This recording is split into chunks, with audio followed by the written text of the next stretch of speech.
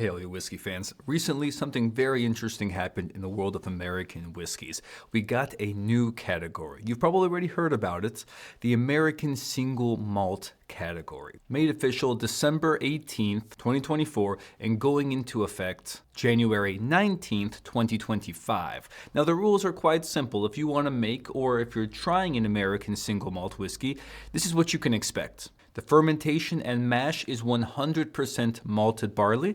The barley does not need to come from the US, but the distillation and aging does need to be in the States. In fact, by the same distillery. What's interesting and a little bit different is you can actually age this spirit in new or old used barrels. It cannot be distilled at anything stronger than 160 proof, 80% alcohol, and you cannot be blending or using any neutral spirits. Spirits which are distilled so pure, there's almost no grain flavor. And the barrels that you're using, by the way, can't be larger than 700 liters.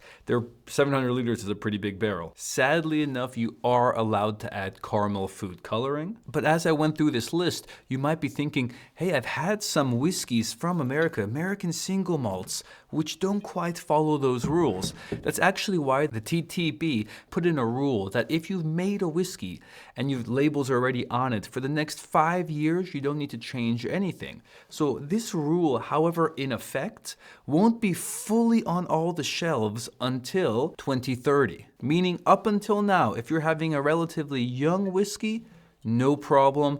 But if you're having something which is a little bit older, you might need to watch out because chances are that's not the same exact interpretation of American Single Malt. Cheers to you and your American Single Malt whiskey.